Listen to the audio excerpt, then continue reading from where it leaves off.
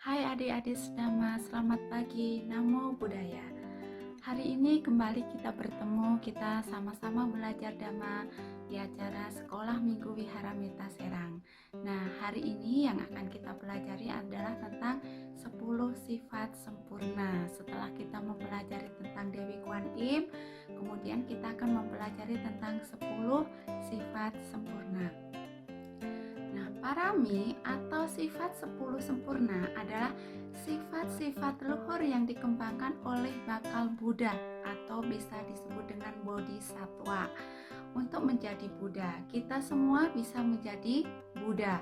Masing-masing dari kita miliki benih untuk menjadi Buddha. Benih itu harus kita kembangkan. Dengan demikian, kita bisa menjadi Buddha. Bagaimana sih caranya?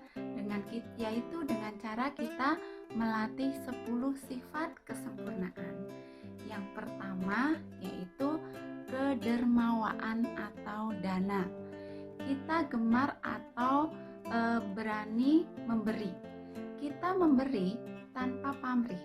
Ada 3 jenis dana yang harus kita kembangkan. Yang pertama adalah dana benda atau materi, yaitu kita bisa memberikan berupa uang atau barang kepada orang yang membutuhkan. Kemudian yang kedua adalah dana kehidupan. Menolong makhluk yang sedang kesusahan atau menolong makhluk yang hampir meninggal adalah dana kehidupan. Misalnya dengan menolong semut yang hampir tenggelam di air, atau menolong makhluk yang sakit juga merupakan dana kehidupan. Misalnya dengan kita memberikan donor darah. Yang ketiga yaitu dengan berdana kebenaran. Nah, ini yang dimaksud dengan dana kebenaran itu apa sih? Dana kebenaran di sini adalah kita bisa memberikan nasihat atau mengajarkan dharma kepada teman. Mengajak teman ke wihara, memberi atau meminjamkan buku dhamma, kemudian menasehati teman, itu merupakan contoh dari berdana dhamma. Nah, yang kedua itu adalah moralitas atau sila. Moralitas berarti perilaku yang layak, mengendalikan diri dari berbuat kejahatan dan selalu melakukan perbuatan baik.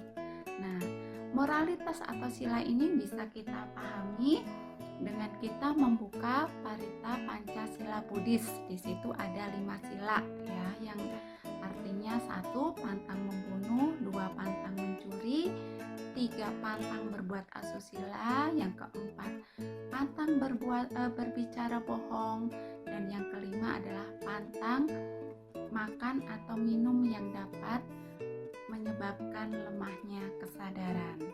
Kemudian yang keempat, apa sih yang keempat? Yang keempat itu disebut dengan nekama atau dalam bahasa Indonesianya bisa dikenal dengan pelepasan. Pelepasan yang seperti apa yang dimaksud dengan pelepasan itu? Nah, kita harus bisa melepas sesuatu demi tujuan yang lebih mulia. Contohnya di sini adalah dulu Pangeran Siddhartha Gautama rela melepaskan kemewahan dan kehidupan di istananya demi cita-cita menjadi Buddha. Nah, kita juga bisa melakukan hal yang sama.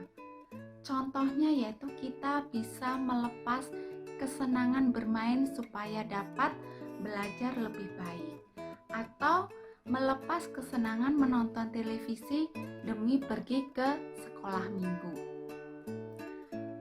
Melepas juga dapat berarti mudah memaafkan atau mudah memberi. Orang yang melepas biasanya akan bisa merasakan kehidupan yang lebih bahagia. Kemudian yang keempat adalah kebijaksanaan atau dalam bahasa Palinya disebut dengan panya. Nah, bijaksana artinya adalah tahu apa yang seharusnya dilakukan dan selalu melakukan sesuatu atas dasar kebaikan. Nah, untuk menjadi bijaksana, kita harus banyak belajar.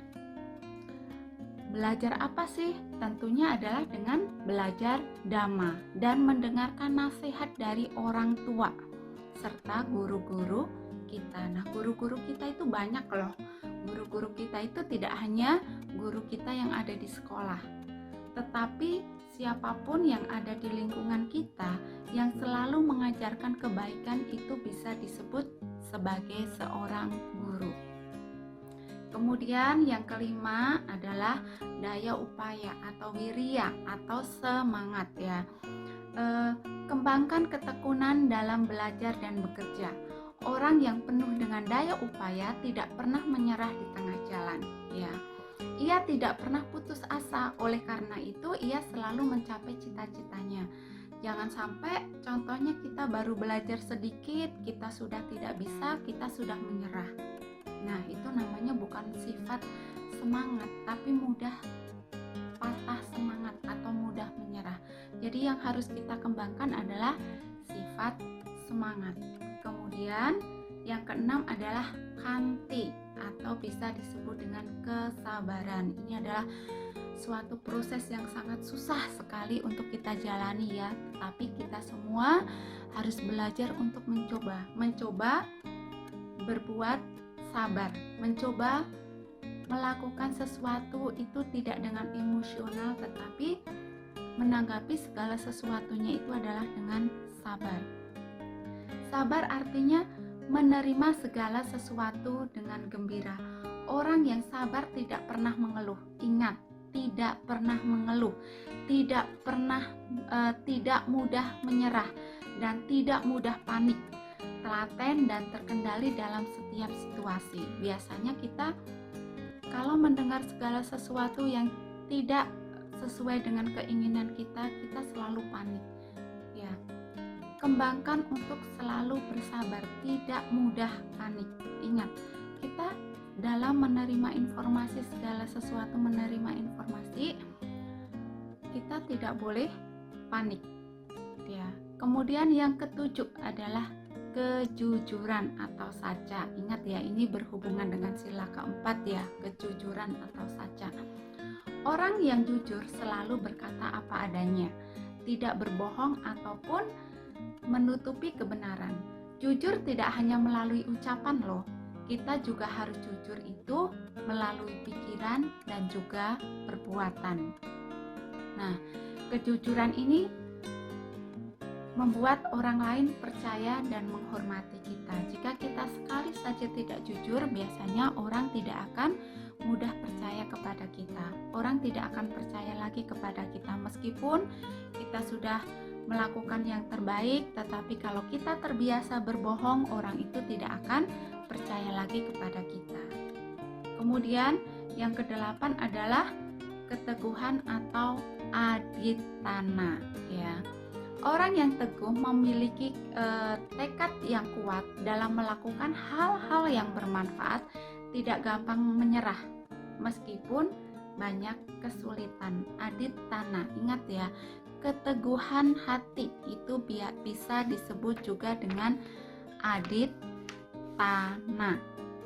Kemudian yang kesembilan adalah cinta kasih atau metta. Sebenarnya kalau untuk cinta kasih ataupun metta hampir semua orang mengetahui ya, mengerti metta. Tapi bagaimana sih praktek dari metta itu sendiri? Ingat, kita harus selalu mengembangkan cinta kasih kita tanpa pilih kasih. Itu yang disebut dengan metta. Kalau kita mengembangkan cinta kasih kita dengan masih pilih kasih, itu namanya bukan metta ya. Kalau yang namanya metta itu adalah mengembangkan cinta kasih tanpa pilih kasih ya. Semua makhluk adalah setara. Semua makhluk sama-sama ingin bahagia. Jadi cinta kasih tidak cukup hanya dalam perasaan saja, tetapi kita juga harus menunjukkan cinta kasih dengan berusaha untuk membuat semua makhluk bahagia. Nah, ini untuk anak-anak remaja biasanya salah mengartikan yang dimaksud dengan cinta kasih itu yang bagaimana sih? Saya Saya hanya suka dengan ini saja.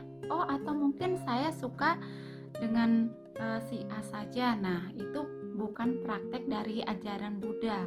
Kalau praktek dari ajaran Buddha yang dimaksud dengan cinta kasih itu adalah mengembangkan cinta kita tanpa pilih kasih. Oke. Kemudian yang terakhir itu adalah ketenangan seimbang atau yang disebut dengan UPK. Nah, sikap tenang dan seimbang sangat bermanfaat.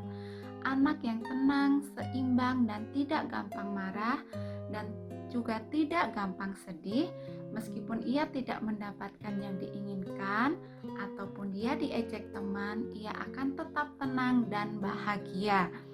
Anak yang tenang dan seimbang juga tidak senang berlebihan. Ingat, tidak senang berlebihan. Biasanya ada anak yang kalau dipuji itu merasa senangnya berlebihan, tetapi ketika ada anak yang sedang dihina atau dijauhin temannya itu juga sedihnya berlebihan. Jadi di sini yang dimaksud dengan UPK itu adalah batin yang seimbang, tidak merasa senang berlebihan dan juga tidak merasa sedih yang berlebihan.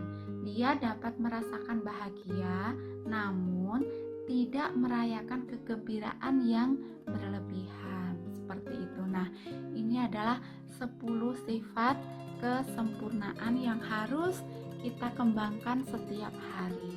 Nah, memang tidak mudah untuk menjalankan 10 sifat kesempurnaan ini, tetapi tidak ada salahnya kita untuk mencoba, karena dengan mencoba lama-kelamaan kita akan terbiasa untuk selalu melakukan perbuatan baik. Nah, semoga bermanfaat ya. Jangan lupa setelah belajar Dhamma, belajarlah untuk mempraktekkan ajaran Dhamma. Tidak hanya sekedar mendengarkan saja atau tidak hanya sekedar mengikuti saja, tetapi kita juga harus belajar mempraktekkan ajaran Dhamma. Oke, adik-adik sekolah minggu semua, para remaja dan sahabat Dhamma, semoga pelajaran hari ini bermanfaat buat kita semua. Semoga semua makhluk hidup berbahagia. Sadu, sadu, sadu.